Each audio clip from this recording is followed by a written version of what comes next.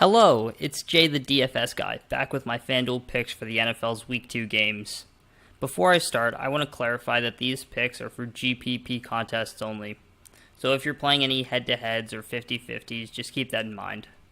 Also keep in mind Hurricane Florence could cause some issues with certain games, so just keep an eye on that situation and monitor your lineups. Anyways, let's get into my picks. First, let's start with the quarterbacks. One guy I really like this week is Deshaun Watson.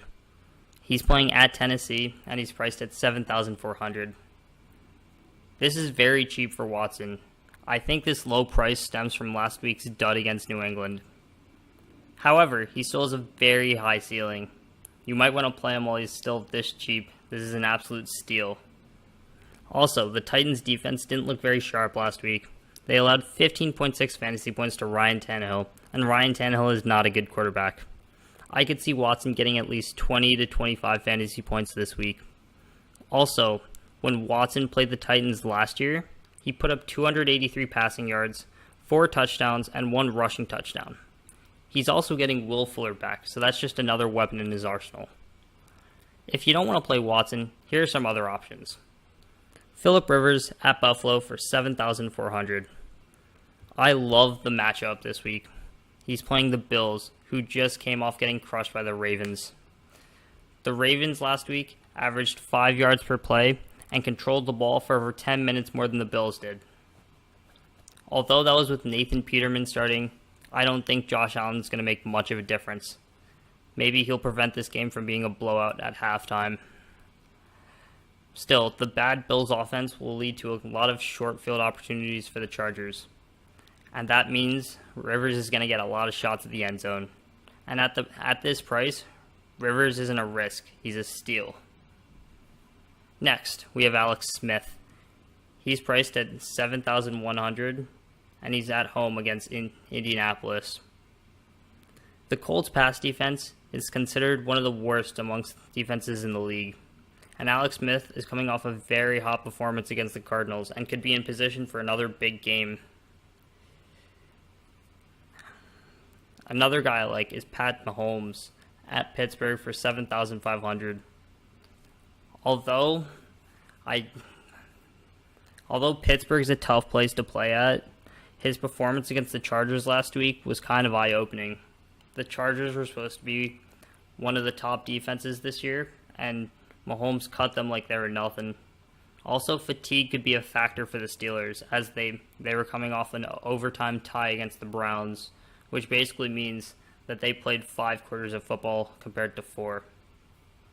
The last guy I have on this list is Jared Goff. He's playing the Cardinals at home, and he's priced at $7,400. Last week, Goff looked very explosive against the Raiders. Although in the first half, the game was kind of slow when the Rams didn't have the ball. In the second half, he put on a clinic, and they ran the Raiders out of their own stadium. Another thing to pay attention to is the fact that the Cardinals got beaten by the Redskins last week. And Jay Gruden and Sean McVay both come from the same coaching background. They both were taught the West Coast system. And comparing the Redskins and the Rams are way more explosive than the Redskins. If the Cardinals had trouble against the Redskins, the Rams could be in for a huge week against the Cardinals. At running back, I have Alvin Kamara at home for $9,000. Despite New Orleans abandoning the run last week against Tampa Bay, Kamara still got his touches in the receiving game. He caught 9 passes on 12 targets, and he reached the end zone 3 times. Also, the Saints' opponent, the Browns, are coming off an overtime tie in bad weather, so they might be fatigued. And they also gave up 135 yards and 2 touchdowns to James Conner. So I think Alvin Kamara could be in for a big day. The next guy I have is Chris Thompson at home against Indianapolis for $6,200. He was a major factor last week as a receiving back, and he had 21.8 Fanduel fantasy points. He's relatively cheap, and he's looking like he's going to be Alex Smith's safety blanket this year. The last guy I have in my picks is Tevin Coleman at home against Carolina for 5,900. Now, it was just announced that Devonta Freeman is unlikely to play, and he's a solid running back at a very cheap price. Now, some other options. Todd Gurley at home against Arizona for 8,900. Arizona allowed 182 rushing yards last week and also allowed 133 receiving yards to running backs. I also think that this game is probably going to be a blowout, so Todd Gurley is going to get a lot of rushes in the second half. Next, I have Dalvin Cook at Green Bay for 6,500. Last week, it looked like the Vikings want to use Dalvin Cook more in the receiving game this year. He had 5 catches on 7 targets. He also had a run that showed that he's very explosive. Even though he fumbled, that run showed that he still has that explosiveness. And if he's the same player as last year, that price at 6,500 is super cheap. Last but not least, I have Austin Eckler at Buffalo for 5,600. Now, Eckler will get you probably 3 to 4 catches a game. However, I think this game might be a blowout. And if it's a blowout, Eckler is probably going to get a lot of touches late in the game. He could probably turn in a touchdown, or he could get at least 15 touches. Either way, he's a cheap, sneaky play and a great guy to plug in if you need someone cheap at a flex spot. Alright, for wide receivers, I have DeAndre Hopkins at Tennessee for 8,400. Hopkins is a top 3 receiver in the NFL, no debate, and will probably have Malcolm Butler on him. However, the Titans had 2 very long breaks against their game in Miami. They still haven't played 4 quarters of football yet, and Hopkins a very tough matchup to go against. Hopkins' price is relatively cheap for the type of player he is, and Will Fuller should open up the field more if he plays. Overall, I think Hopkins is a steal at this price for an elite player. Next, I have Tyreek Hill at Pittsburgh for 8,100. Hill had a phenomenal 3 touchdowns against the Chargers. He's the fastest player in the league and is always a threat to make a big play. He also looked like he had a lot of chemistry with Mahomes. He had 7 receptions on 8 targets and 169 receiving yards. The thing I love about that stat line is it tells me that Tyreek Hill can not only make the big play, but he can also make those 10 to 15 yard catches, and he can also catch those screens. So he's not just a deep threat anymore. He's a more dynamic receiver. Next, I have Kenny Golladay at San Francisco for 5,700. Last week, he had 7 catches on 12 targets against the Jets, and he's relatively cheap. Also, Sherman will be on Marvin Jones or Golden Tate, so I think Stafford will try to look his way a lot more this week. Some other options at receiver are Michael Thomas at home against Cleveland.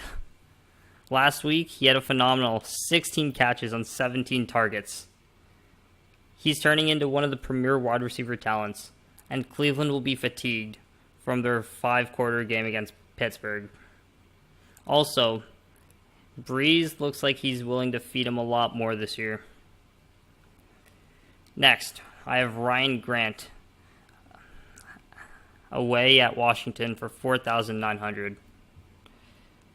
Ryan Grant, while not a big name, and he's probably not going to get you more than 10, he's very cheap, and he's still the number 2 receiver on that team.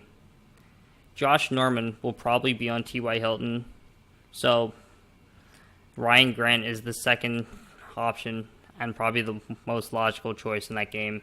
He also had 8 catches on 9 targets last week, so he's a perfect flex play. And last but not least, my boy Nelson Aguilar. He's playing at Tampa Bay, and he's priced at 6,100. He was targeted 10 times last week, and he caught 8 of those passes. Now, the reason I really like Nelson Aguilar this week is because Tampa Bay lost their number 2 corner, Vernon Hargreaves, for the year, and Brent Grime is questionable. Also, the Tampa Bay defense let up 529 yards last week. So, Nelson could be in for a huge day. Next up, I have my tight ends. And one guy who I think is an absolute sleeper this week is Jonnu Smith at home against Houston for 4,200. Now, last year he was a third-round pick, and he's actually a pretty good receiving tight end. He's probably going to pick up a lot of Delaney Walker's production. And if his price is extremely cheap, I could see him getting maybe 4 or 5 catches, maybe 60 yards, and hopefully a touchdown. Next, if you don't want to play Jonnu Smith, you could play George Kittle at home against Detroit for 5,600. Kittle shined last week against Minnesota. He had 5 catches on 9 targets. And Detroit, his matchup, got absolutely destroyed by the Jets last week. The Lions just look like a mess right now, and Kittle might be in position to take advantage of that. He's also a value at 5,600. Next, I have Jordan Reed. Jordan Reed is a top tight end when he's healthy, and he's healthy right now, so playing him for 6,200 might be an absolute steal. The Colts defense is also a great matchup, so you could take advantage of that. Next, I have Zach Ertz at Tampa Bay for 6,500. Even though the Eagles' offense had trouble, Ertz still had 10 targets. And if Foles has trouble again this week against the Bucks, he might have to rely on Ertz to get yards. And for an elite tight end, the price of 6,500 is relatively affordable.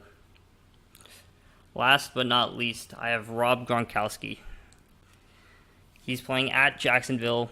He's priced at 8,100.